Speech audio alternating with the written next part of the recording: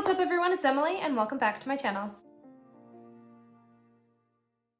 For this video, I want to go over some ARC/author book review books that I read in the last 2 months, so that would be September and October of this year. And I really love doing it, and it's something that I really enjoy, so I'm gonna give you just kind of an overview of the September and October ARCs that I read. I read 8 of them in total, and the lowest rating I gave any of them was 3 stars, and like overall, I really enjoyed them for different reasons.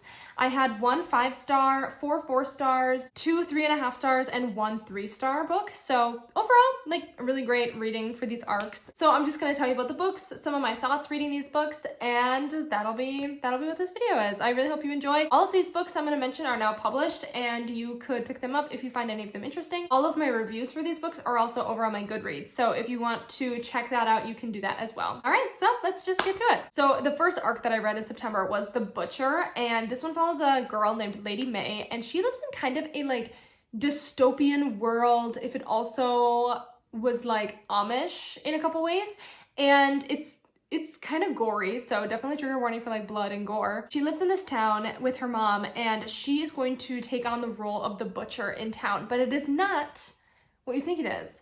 Instead of selling meat to people to eat or butchering animals, when people commit a crime, their punishment involves cutting off parts of their body. So a lot of the time it's like a finger or a toe or a whole hand or a whole foot, depending on like what the crime was.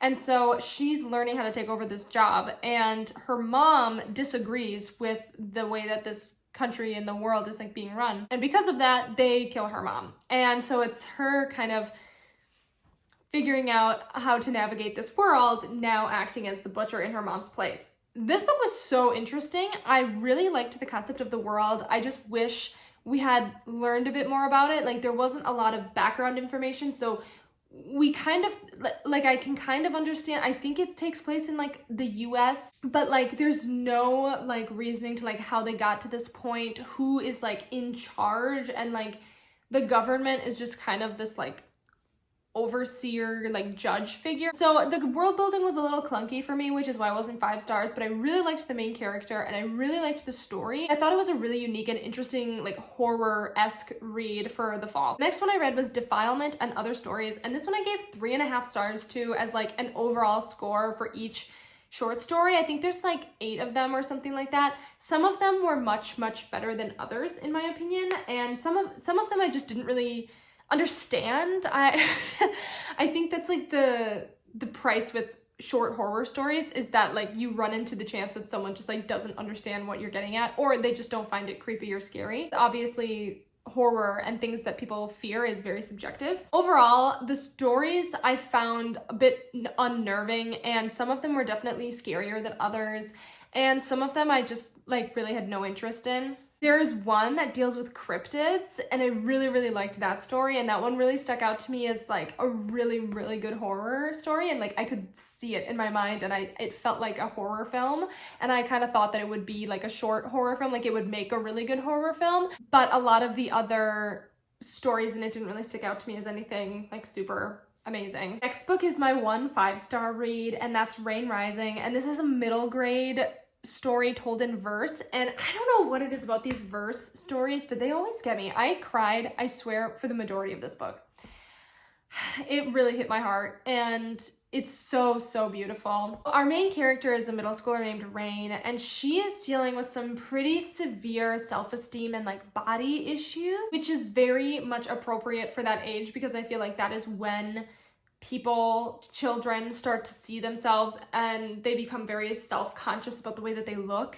And so she's dealing kind of with some body dysmorphia and like eating issues, as well as some depression. Like she talks about feeling sad all the time, and the author really was able to put these emotions in a very tangible way that I feel like this book should be taught in middle school classes, because it handled mental health and mental illness so beautifully. I sobbed for most of this book, I'm not even kidding. Her father is absent from their life, so it's just her mom, and her older brother Xander, and he's a star athlete at his high school, and he is looking at getting a scholarship to go to college. I believe he'd be like the first one in his family to go to college, and it's a predominantly white college, and they are a Black family, and so they're really excited about having this opportunity for him to go to school, especially if he can get a sports scholarship. But while he's there on an overnight weekend, he becomes the victim of a hate crime at a fraternity house.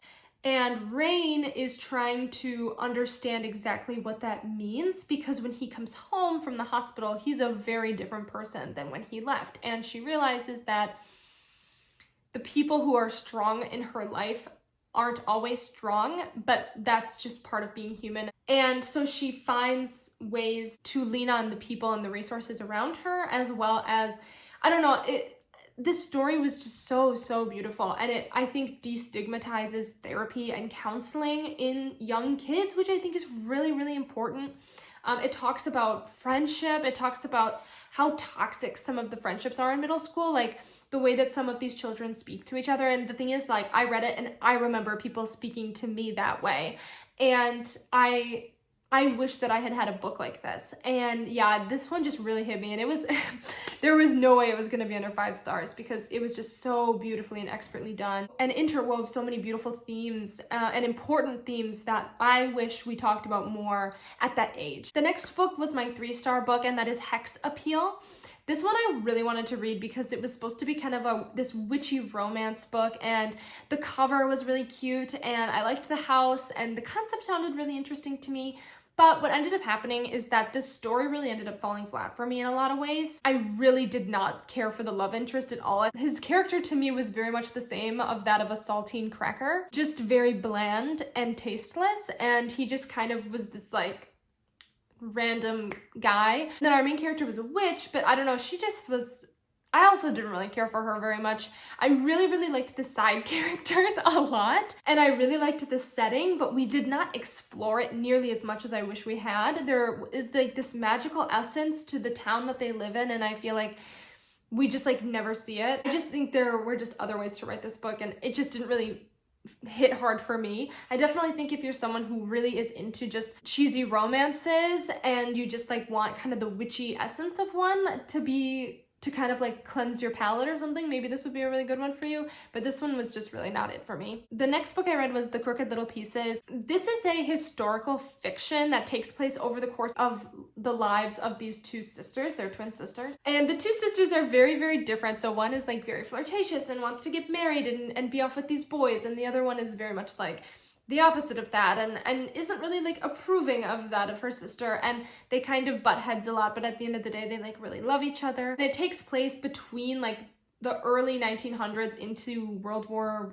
II. So a very interesting time in European history, and it takes place mainly in London. It's a bit of a slow burn. It's a slow moving book, but if you are a fan of historical fiction and specifically stories about relationships between family and like sisters, I think this would be a really great one. In my review, I say like the best way to describe this book is that it's a family drama. So it's very much like watching an episode and of a drama TV show with a family in it. Like that's kind of how it feels, but like set in this historical time. And I really like the self-discovery that these characters both go through, and they're both very different people, unique in their own ways, and like trying to navigate this big scary world as a woman during a time where like your options were fairly limited. So if that's something that interests you, it could be a really great book. Next is The Heartbeat of a Million Dreams, and this is a sci-fi. I gave this one 4 stars. This book is kind of hard to describe very quickly. It's a sci-fi. It takes place on Mars, but there's this like shadow world over Mars, and people have kind of evolved to develop these different traits and like abilities. And so some people can like split their atoms and like move through space, kind of. One of our main characters named Slade is neurodivergent, and the government, I don't think it's the government, but it like kind of is. They're like after her because she is the thing that they fear most, and I don't want to like spoil what it is. That's kind of like what the whole premise is based on. They are after Slade, and Slade is living in like a dumpster and reading the same book every night, eating the same meal every night, and just like trying to survive.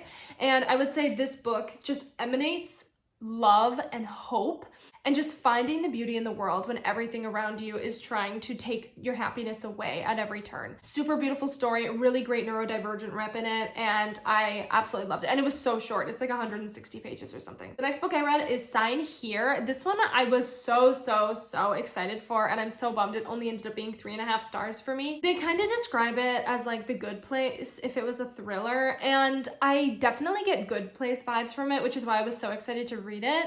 However, by the end of it, I was just like, I did not care anymore. I did not think the ending was super justified at all. I didn't like the way that it all played out. But the world and the writing were so excellent. And so that's why it's still 3.5. Otherwise, I feel like it would have been like a 2-star for me. It was super quirky, and it has these like kind of horror elements to it, but it's like super lighthearted. It's not scary in any way, but like some of the main characters are demons from hell, but it's on the level of hell where they work like in an office, and then when you go to the bar, the only drink they serve there is Jägermeister. And like, that's all you can drink there. I don't know. It was just, I really loved the world. And I thought that was so fun. And it was by far the best part about the book. But the rest of it, I just didn't care. And I didn't think it was a thriller. Like, it didn't thrill me as a book. So take that as you will. But it was still fun. The last book I read was A Grave Thing Like Love, and this is a YA paranormal romance, which I really loved. It was 4 stars for me. Our main character's name is Elaine, and her family owns a funeral home. So the funeral home is the first floor, and then they live upstairs. And there is like this rumor in the town that it is haunted because all funeral homes are haunted, right? And then this new boy comes to town. He's kind of a bad boy, and he takes an interest in Elaine's home because he's a ghost hunter kind of junkie guy. And then one night they host a seance and they see something, and things just kind of like get rolling from there. This book was super fun. I really liked all the different characters in it. I will say, like, the one big downside for me is that there's like kind of a love triangle going on, although my girl Elaine does come through for me at the end.